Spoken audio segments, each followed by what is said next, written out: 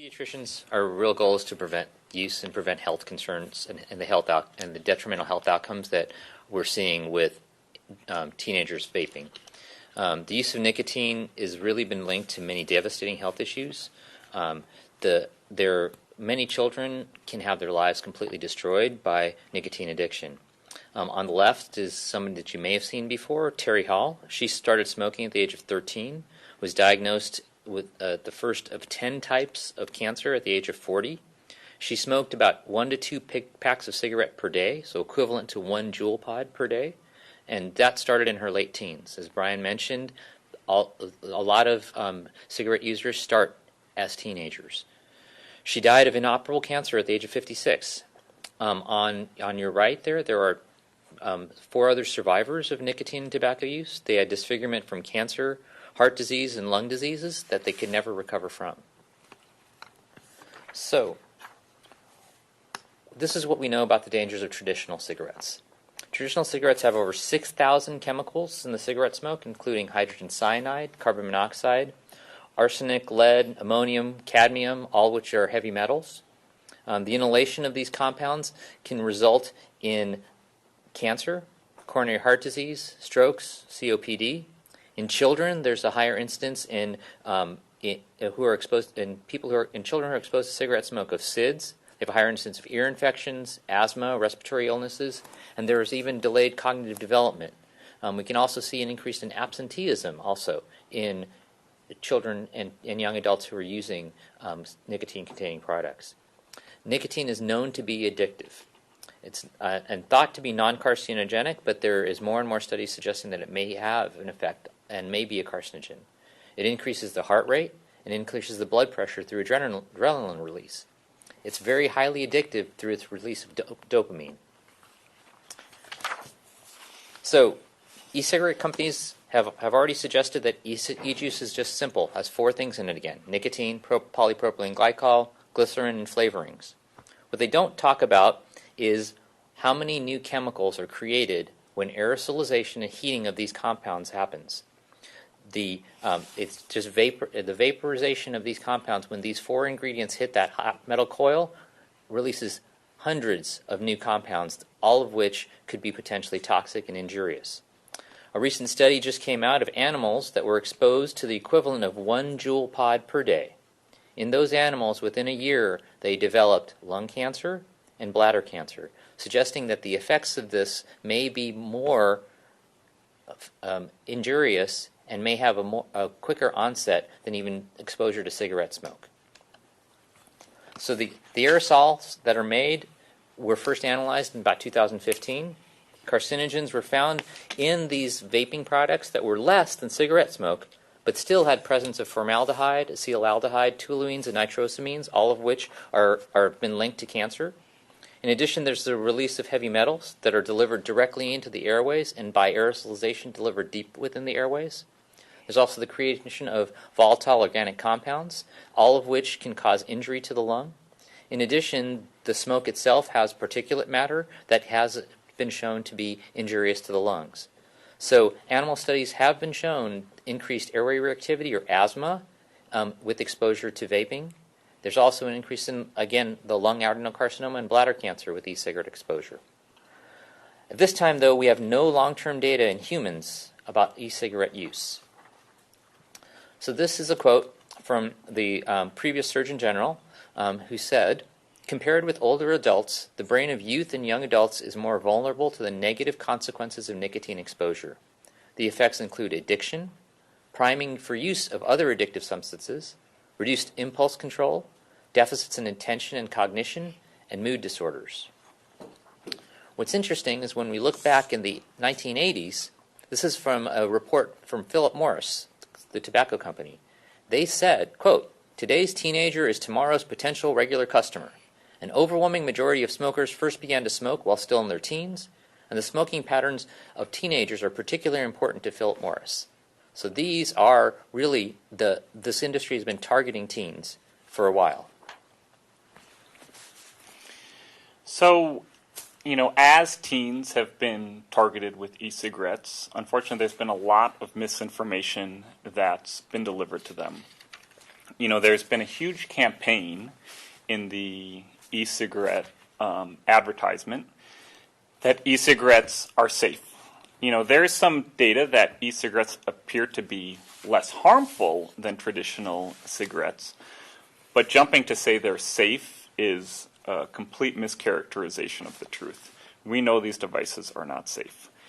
Teenagers, unfortunately, have frequently been fooled.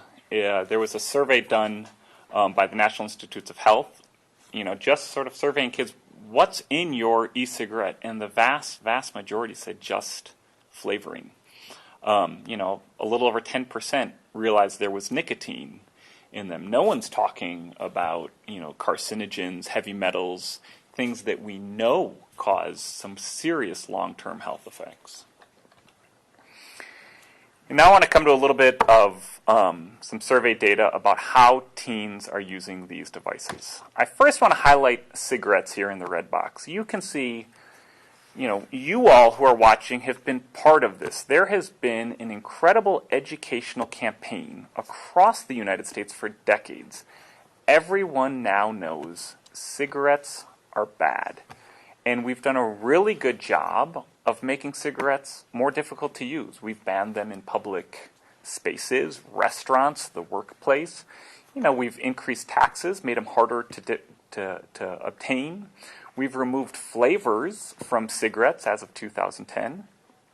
And we have seen a decline in cigarette use.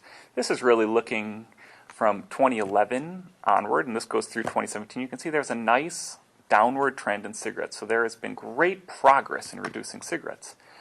As you see, e-cigarettes over that same time, there has been an incredible increase. 6-7 years ago, 1 or 2% of high schoolers were using them. And now we've seen a steady increase. And I just want to point out, you can see from 2015 to 2016, there's a bit of a drop. That seems to be more a statistical error because the survey actually changed the way they asked the question. So I don't think there was a huge intervention done in 2015 that caused that drop. I think that was more the result of the survey.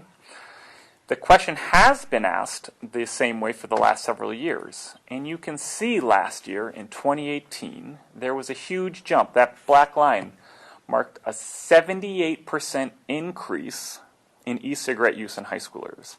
So in 2018, a little over 1 in every 5 high schoolers was using e-cigarettes. So this has been a huge problem.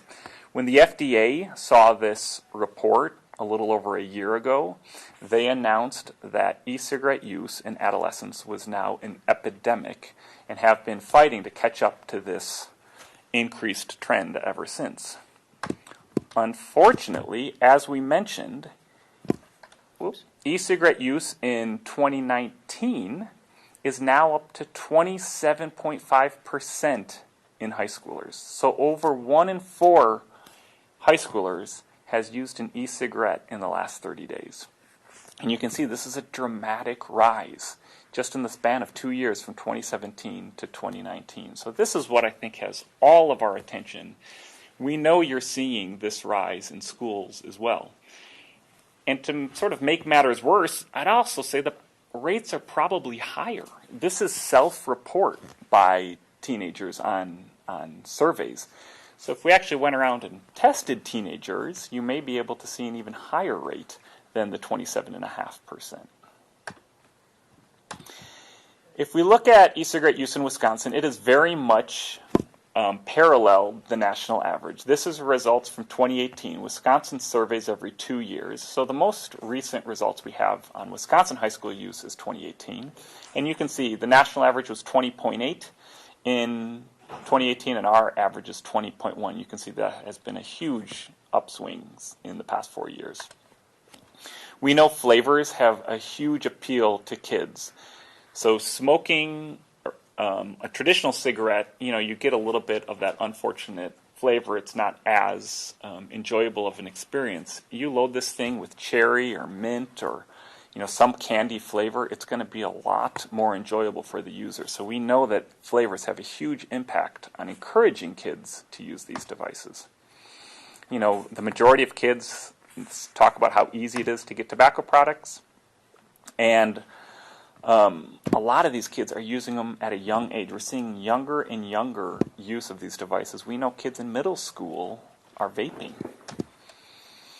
When we try and figure out where kids are actually getting these devices, where they're getting their Juuls, a lot of them are getting them at retail locations, gas stations, little convenience stores. A lot of them are being sold sort of on the street, friends, older brothers. And then there's a small amount that are being purchased on the internet, which is becoming, fortunately, less and less easy to do. So I want to talk a little bit about nicotine addiction. So the first thing I want to say is that nicotine is not a harmless or a safe drug, as it's been proposed and been put out there. In fact, this may surprise you, but nicotine itself is just as addictive as heroin. Now we're thinking, how can you compare nicotine and heroin? Those are two completely different drugs and they have different effects. But when you think about it, when you're thinking about a drug's potential for addiction, it's not how much pleasure or reward that it causes, but how reinforcing the use of that drug is, and that's what leads people to keep using it. So nicotine doesn't produce the high levels of euphoria or impairment of other drugs like opioids or marijuana do, but as explained by the National Institute of Drug Abuse, and I quote, "There are probably several reasons why nicotine is so reinforcing. Even if it is not as intensely rewarding as other drugs, like other drugs, nicotine stimulates the release of dopamine in neurons in the areas of the brain that are involved in addiction. This dopamine signal teaches the brain to repeat the behavior of taking the drug. The amount of dopamine that's released in a given puff of a cigarette or a vaping product is not great compared to other drugs, but the fact that it's repeated so often and in conjunction with so many other activities that ties that nicotine's reward strongly to many behaviors that we perform on a daily basis. This enhances the pleasure and the motivation that we get from exposure to the nicotine. So nicotine users' brains have learned to crave the nicotine. And just like it's hard to unlearn how to ride a bike, it's incredibly hard to unlearn that simple, mildly rewarding behavior. So nicotine is addictive. Nicotine exposure has really different effects on the adolescent brain as compared to the adult brain. So on the right here you can see the comparison between an adolescent and an adult and the effect of nicotine on the brain itself. So nicotine exposure enhances locomotor activity or activity in an adolescent as opposed to an adult. Adolescents are more sensitive to the rewarding effects and less prone to the adversive effects of nicotine on the brain. The withdrawal symptoms such as headaches, craving, insomnia, they're not as severe in adolescents and thus have less side effects from using nicotine. This way, adolescents can tolerate much higher doses of nicotine better than adults, and thus reinforcing either the frequency or the dose that leads to this addictive behavior. Most importantly, there's a great deal of animal data showing that nicotine use in adolescents increases the risk of addiction when later exposed to additional addictive drugs. So, to recap, the adolescent brain is uniquely susceptible to nicotine. There's a lot of plasticity in the adolescent and immature brain. It continues to still develop. Your brain continues to develop until you're about 25 years of age. This makes it much more susceptible to the addiction as the pathways of your brain are still forming. This priming effect on dopamine reward system really rewires the adolescent brain to enhance it to be more susceptible to addiction. And there's, again, great animal data showing nicotine use in adolescents increases the risk of developing addiction later on to other drugs. Also, nicotine harms parts of the brain that are involved in attention, learning, mood, and impulse control, all of which, as you all well know, are still developing in adolescence.